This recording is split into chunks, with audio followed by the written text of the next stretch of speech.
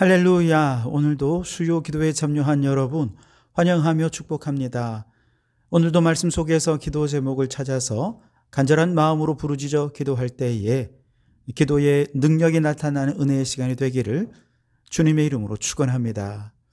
자, 오늘은 열왕기상 15장 1절로 8절 말씀으로 유다왕 아비얌이라는 제목으로 함께 은혜를 나누고자 합니다. 북이스라엘의 여로보암은 22년 동안 나라를 다스렸고요. 남유다의 르호보암 왕은 41세의 왕이 되어서 17년 동안 나라를 다스립니다. 그리고 이제 그 이후 후계자들로부터는 북이스라엘과 남유다를 이제 왔다 갔다 하면서 이제 내용이 전개가 되는데, 주목할 것은 뭐냐 하면 남유다의 왕을 이야기할 때는 항상 그 당시 북이스라엘의 왕이 누구인지 몇 년이 되었는지 그것을 기준으로 해서 그때 남유다에 누가 왕이 되었다 이렇게 얘기합니다. 반대로 북이스라엘의 왕을 얘기할 때는 항상 그 당시 남유다의 어느 왕 몇 년째 되던 해에 누가 북이스라엘의 왕이 되었다라고 하면서 북이스라엘의 왕은 남유다를 기준으로, 남유다는 북이스라엘을 기준으로 해서 얘기를 한다는 것이죠. 오늘 말씀에도 보시면 북이스라엘의 여로보암 왕이 18째 해에 남유다에는 르호보암이 죽고 아비암이 왕이 되었다 그렇게 말씀하시죠. 9절에 보면 북이스라엘 여로보암 왕 제20년에 남유다에서 아사가 왕이 되었다라고도 말씀하십니다.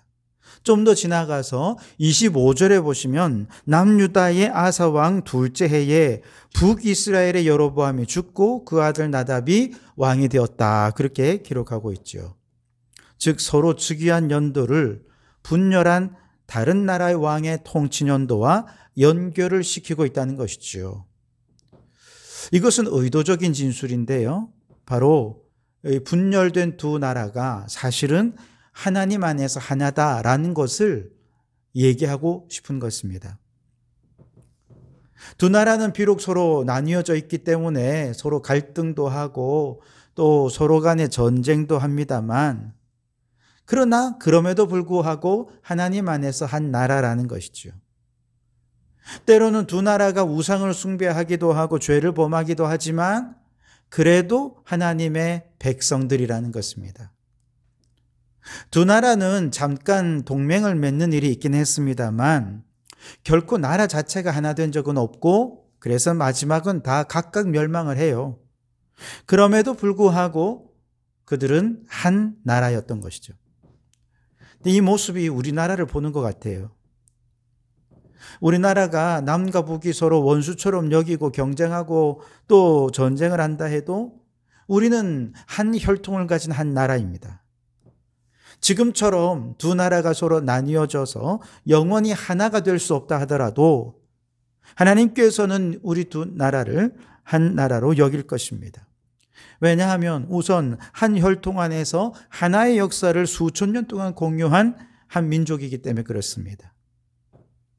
비록 전쟁이라는 불행한 일로 인해 강제적으로 나뉘어지긴 했지만 영적으로 보면 일제강점기에는 한 하나님을 믿는 믿음으로 독립운동에 함께했습니다. 또 1907년 평양 대부흥운동 때는 서로가 하나가 되어서 부흥케 하시는 성령의 역사를 경험했습니다. 그리고 이후에는 공산주의에 맞서서 신앙을 지키는 일에도 함께 저항을 했었죠. 이처럼 하나님 안에서 믿음으로 한 역사를 공유한 남과 북이 하나가 아니라면 누가 하나가 될 수 있겠습니까? 과거에는 통일은 반드시 이루어져야 하는 것이고 온 민족의 소원이었죠. 하지만 요즘은 통일을 원치 않는 분들도 많이 있습니다. 통일할 때 비용이 나만이 더 많이 내야 되는 거 아니야? 통일 비용을 계산하면서 머뭇거리는 사람들도 있고요. 여전히 그 마음속에 통일은 당연한 것이고 온 민족의 소원이다라고 생각하는 분들도 있습니다. 그러나 어떻게 생각한다 하더라도 하나님이 보실 때는 남과 북은 하나님 안에서 하나의 민족인 줄 믿습니다. 저 북이스라엘과 남유다처럼 어쩌면 이후에 우리 남한과 북한이 서로 물리적으로 하나가 되는 일은 영원히 없을지도 모릅니다만, 그렇다 하더라도 저 북한의 지하교회 성도들이 남한의 교회를 위하여 기도하고 있는 한, 남한의 교회가 북한의 지하교회를 위하여 기도하고 있는 한, 하나님께서는 기도로 남과 북을 하나가 되게 해주실 줄 믿습니다. 그러니 적어도 우리 믿음의 사람들만이라도 서로를 위해 기도하면서 남과 북을 한 민족, 한 혈통으로 여기면서 하나님 통일되게 하여 주옵소서, 하나 되게 하여 주시옵소서, 간절한 마음으로 기도하고 통일 이후를 준비해가는 우리 성도교회가 될 수 있기를 주님의 이름으로 축원합니다. 자, 르호보암 이후에 첫 번째로 이제 아비암이 왕이 되어서 오늘 3년을 다스린다고 말씀하십니다. 그런데 역대하 13장 말씀에 보면 이 아비암을 아비야라고 표기를 하고 있습니다. 아비야, 아비암 서로 같은 인물이라는 겁니다. 그런데 아비야라고 하면 우리가 낯익은 이름입니다. 왜냐하면 여로보암의 죽은 아들의 이름도 아비야이기 때문이죠. 자, 그래서 여기서 우리가 또 주목해야 될 점이 있는데, 남과 북의 왕들의 이름을 쭉 살펴보면 이름이 똑같은 왕들이 많이 있어요. 여호람 혹은 요람이라고 하는 이 이름도 남유다의 왕도 있고 북이스라엘도 여호람 왕이 있습니다. 요아스 왕도 동명이인이 남과 북에 존재하고, 아하시야 왕, 여호 아하스 왕이 북이스라엘도 있고 남유다에도 있어요. 그래서 열왕기서를 읽으면 분명히 아하스 왕 얘기가 나왔는데 또 아하스 왕이 나오고, 이 사람은 남유다 왕인지 북이스라엘의 왕인지 너무 헷갈릴 때가 많이 있습니다. 그러니까 지난 시간 말씀드린 대로 왕의 계보를 하나 좀 출력을 하셔서 옆에 이렇게 놓고 성경을 읽어가면서, 아, 지금 이 사람은 남유다의 왕이구나, 북이스라엘은 이 시기 이 시대에 누가 다스리고 있었구나, 이런 것들을 생각하면서 흐름을 놓치지 않고 읽어가는 그런 지혜가 여러분에게 있었으면 좋겠습니다. 어찌되었든 이 아비야 혹은 아비암 왕은 이스라엘이 남과 북으로 분열된 이후에 남유다에서 두 번째로 왕이 된 사람입니다. 그런데 이 왕에 대한 평가가 썩 좋지 않아요. 3절에 보시면 아비암이 그의 아버지가 이미 행한 모든 죄를 행하고 그의 마음이 그의 조상 다윗의 마음과 같지 아니하여 그의 하나님 여호와 앞에 온전하지 못하였으나 그랬습니다. 한마디로 아비암 왕에 대한 평가는 하나님 앞에서 온전하지 못한 자라는 것입니다. 그런데 그 온전함의 기준이 어디냐? 온전함의 기준이 바로 다윗이라는 것이죠. 그 마음이 그 조상 다윗의 마음과 같지 아니하여 라고 말씀하십니다. 그래서 다윗이라는 존재는 아비암뿐만 아니라 이후에 남과 북의 모든 왕들을 판단하는 기준이 됩니다. 5절에 보시면 이는 다윗이 헷사람 우리아의 일 외에는 평생에 여호와 보시기에 정직하게 행하고 자기에게 명령하신 모든 일을 어기지 아니하였음이라 그랬습니다. 비록 다윗 왕도 실수가 없진 않았지만 그 실수한 일 한 가지를 제외하고는 하나님 앞에 정직했고 또 하나님 명령에 순종했던 하나님의 마음에 합한 사람이었기 때문에 이 다윗 왕을 기준으로 다른 왕들의 행적을 평가하게 된 것이죠. 그런데 아비암은 반대입니다. 잘한 것은 딱 한 가지 있고 나머지는 다 잘못했어요. 역대하 13장에 보시면 아비야 왕이 북이스라엘과 싸울 때의 일화가 등장합니다. 이때는 아비야 왕이요, 아주 성령이 충만했습니다. 당시 군대는 북이스라엘 여로보암의 군대가 80만이고 남유다의 아비암의 군대는 40만에 불과했습니다. 2배나 차이가 나죠. 남유다가 절대적으로 빈약했습니다. 그러나 당시 영적인 상황은 이제 북이스라엘에는 왕을 위해 기도해 줄 제사장과 레위인이 없습니다. 모두 우상의 제사장들밖에 없었던 것이죠. 반면에 남유다는 저 북이스라엘에 있던 제사장과 레위인들이 다 남쪽으로 내려와 있었기 때문에 왕을 위하여 전심으로 기도했습니다. 제사를 드렸습니다. 하나님께 아뢰었던 것이죠. 그래서 아비암은 이 전쟁을 어떻게 규정했느냐? 여로보암이 제사장과 레위인을 쫓아내고 하나님을 배반한 것에 대한 심판의 전쟁이다. 이렇게 딱 규정을 하고 하나님을 의지하면서 기도하면서 그렇게 나아갔더니 아비야가 승리했습니다. 믿음의 전쟁이었던 것이지요.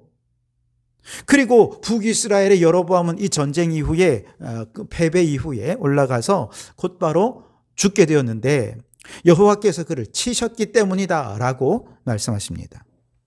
여러분, 이처럼 남유다의 아비암도 하나님 앞에 잘한 부분이 있어요.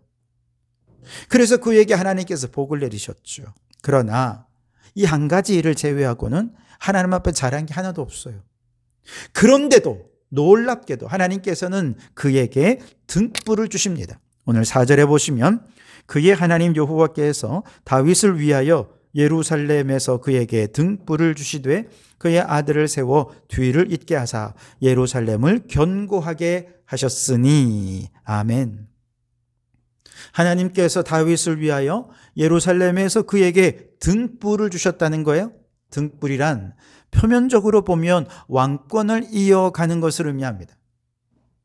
북이스라엘은요, 수시로 반역자가 일어나서 왕조가 수시로 바뀝니다. 몇 번이나 바뀌는지 몰라요. 하지만 남유다는 다윗의 왕조가 끝까지 이어집니다. 중간에 위태로운 때도 있었습니다만 그러나 다윗의 왕권이 끝까지 이어집니다. 하나님께서 등불을 약속하셨기 때문이지요. 그와 함께 등불이란 영적으로 보게 되면 믿음의 대를 이어가는 복을 의미합니다. 등불이 꺼졌다는 것은 믿음의 대가 끊어지고 영적으로 몰락했다는 것을 의미해요. 하지만 등불을 주셨다 이 말은 믿음의 대가 이어지고 영적으로 하나님 안에 머무는 가문이다 라는 의미가 그 속에 있는 것입니다. 하나님께서 다윗에게 왕권과 믿음의 등불을 영원하도록 해주겠다 약속해 주셨는데요. 약속하시는 결정적인 순간이 있어요.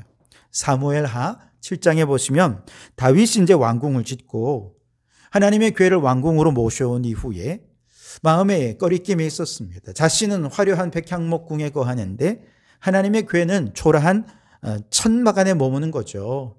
그래서 하나님 성전 짓게 해주세요. 소원을 가졌지만 하나님께서는 나단 선지자를 통해 그의 제안은 거부하시고 솔로몬에 대해 성전을 짓게 해주겠다 약속해 주셨습니다.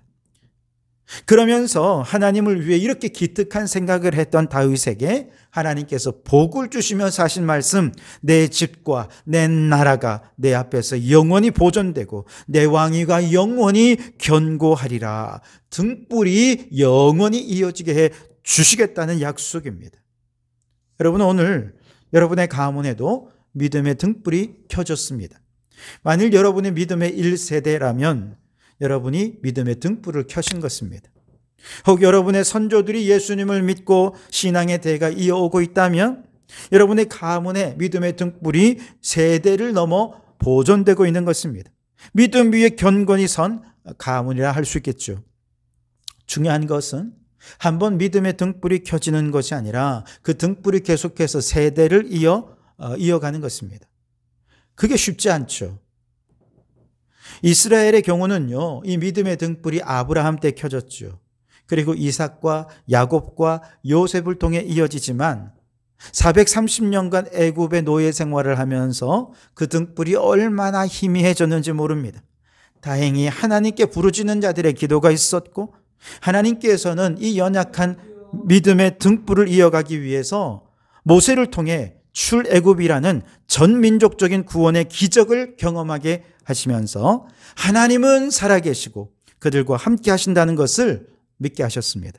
그리고 그들과 언약을 체결하시면서 그 믿음의 등불을 이어가셨던 것이죠. 모세는 이 백성들이 가나안에 들어간 이후에도 믿음의 등불을 꺼지게 만드는 요소가 많이 있을 것을 예상했어요. 그래서 자신이 죽기 전에 온 백성들을 모아놓고 믿음의 등불을 꺼뜨리지 말고 후손들에게 그 믿음을 이어주라고 명령하는데요. 이를 위해서는 대단히 의식적이고 전략적으로 온 가족들과 공동체가 함께 노력해야 한다고 가르쳤습니다. 이게 이제 신명기 6장에 나오는 쉐마의 말씀인데요. 너는 마음을 다하고 뜻을 다하고 힘을 다하여 내 하나님 여호와를 사랑하라. 오늘 내가 내게 명하는 이 말씀을 너는 마음에 새기고 내 자녀에게 부지런히 가르치며 집에 앉았을 때에든지 길을 갈 때에든지 누워 있을 때에든지 일어날 때에든지 이 말씀을 강론할 것이며. 아멘. 여러분, 이 말씀에 보면 먼저 부모가 의식적으로 믿음의 등불을 자녀에게 이어가도록 하기 위해서 자신에게 해야 할 일이 있다는 거예요. 첫째는 부모가 먼저 마음을 다하고 뜻을 다하고 힘을 다하여 여호와 하나님을 사랑해야 한다는 것입니다. 둘째로 그 하나님을 사랑하는 마음을 어떻게 표현합니까? 하나님의 말씀을 마음에 새기는 것으로 표현된다는 것이죠. 그래서 부모가 먼저 하나님을 전심으로 사랑하고 그 사랑하는 마음으로 말씀을 읽고 듣고 묵상하고 암송하고 순종할 때 그렇게 마음에 새겨지는 그 삶의 과정을 보면서 자녀들이 보는 거죠. 그러면서 믿음이 자라는 것입니다. 부모가 이렇게 말씀 안에 하나님을 사랑하며 말씀으로 살아가는 모습들을 보일 때 부모는 리빙 바이블, 살아있는 성경이 됩니다. 워킹 바이블, 걸어 다니는 성경이 되는 거죠. 성경을 다 암송한다고 해서 그런 것이 아니고 자녀들이 볼 때는 성경 말씀을 책으로만 대하는 것이 아니라 삶 속에서 부모님의 모범을 통해 자녀들이 보게 되는 것이기 때문에 이 부모님의 워킹 바이블 통해서 성경을 통해서 우리 자녀들의 믿음의 등불이 켜지게 되는 것입니다. 그리고 또한 이와 동시에 또 진행해야 될 게 뭐냐? 자녀에게 해야 할 일이 있습니다. 첫째는 직접적으로 성경을 부지런히 가르치는 것입니다. 성경을 펼쳐놓고 함께 읽고 암송하고 가르치는 거죠. 둘째는 삶의 모든 순간을 통해서 기회를 만들어서라도 강론하라는 거예요. 강론은 하부릇하죠. 대화하고 토론하고 그 말씀의 의미를 함께 새겨갈 수 있도록 해야 한다는 것이죠. 다윗은 집에서 말씀을 가르치고 하부릇하는 좋은 아버지는 못됐어요. 그러나 적어도 자신이 걸어다닌 성경책이 되기 위해 노력했습니다. 왕으로서 온 이스라엘을 하나님의 말씀의 원리가 다스리는 하나님의 나라를 세우기 위해 온 힘을 기울였던 것이죠. 이를 위해 다윗은 날마다 성경을 가까이 하고 성경을 읽고 묵상하고 성경에서 지혜를 찾고 문제 해결의 답을 찾기 위해 얼마나 애를 썼는지 몰라요. 이런 것들이 시편에서 그대로 고스란히 드러납니다. 그래서 위기 속에서 오히려 더욱 하나님과 더 깊은 교제를 나누며 나라를 말씀 위에 굳게 세워가기 위해 힘을 쓴 것이죠. 오늘 5절 말씀에도 보면요, 이는 다윗이 햇사람 우리아의 일 외에는 평생에 여호와 보시기에 정직하게 행하고 자기에게 명령하신 모든 일을 어기지 아니하였음이라. 하나님의 명령을 어기지 않으려면 말씀을 가까이 하지 않았겠습니까? 말씀을 읽고 묵상하고 순종하면서 그렇게 자신이 살아있는 바이블이 된 것이죠.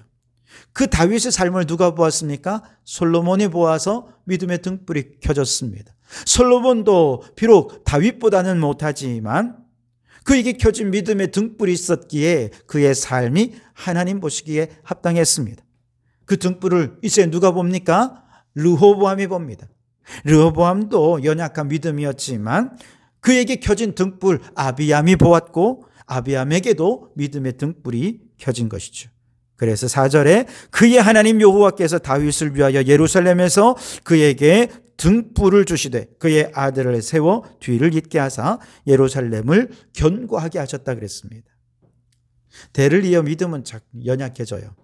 그러나 하나님께서는 믿음의 등불을 이어지게 하셔서 예루살렘을 말씀 위에 믿음 위에 견고히 세워주셨다는 것이죠. 바라기는 여러분의 가문도 이처럼 믿음의 등불이 이어질 수 있기를 바랍니다. 그래서 믿음 위에 든든히 서가는 믿음의 명문 가문이 되실 수 있기를 바랍니다. 말씀드린 대로 자녀들에게는 두 가지 커리큘럼이 필요합니다. 말씀을 직접 배우고 공부하는 커리큘럼, 또 하나는 히든 커리큘럼인데 우리의 삶이 우리 자녀들에게 커리큘럼이 되어야 한다는 것이죠. 저는 우리 성도교회가 크지 않은 교회이기 때문에 우리 부모님들이 어떻게 신앙생활을 하는지를 자녀들이 다 볼 수 있잖아요. 이것이 참 좋은 신앙교육이라 생각합니다.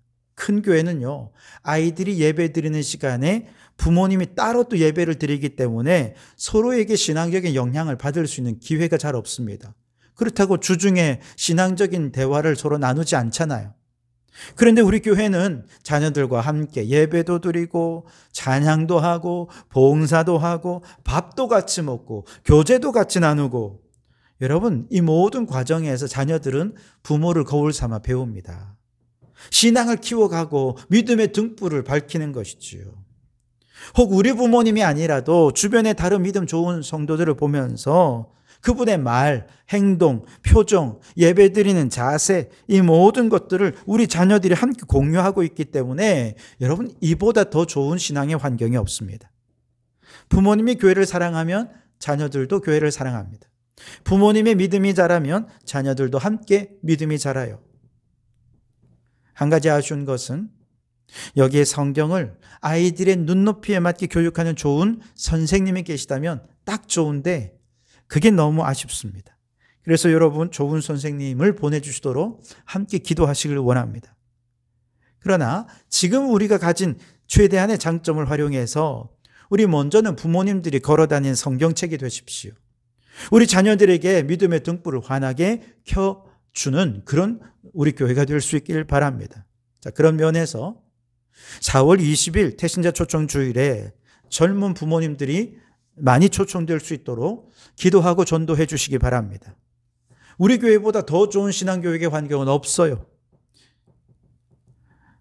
그래서 우리 교회가 이렇게 좋은 신앙의 교육의 환경을 이미 마련해 두고 있으니 젊은 부분들이 함께 나와 신앙생활하면서 믿음의 등불을 세대를 이어 밝혀가는 믿음의 명문 가문이 될 수 있도록 함께 기도하고 전도하고 실제로 그렇게 믿음의 대를 이어가는 우리 성도교회가 될 수 있게 되기를 주님의 이름으로 축원합니다.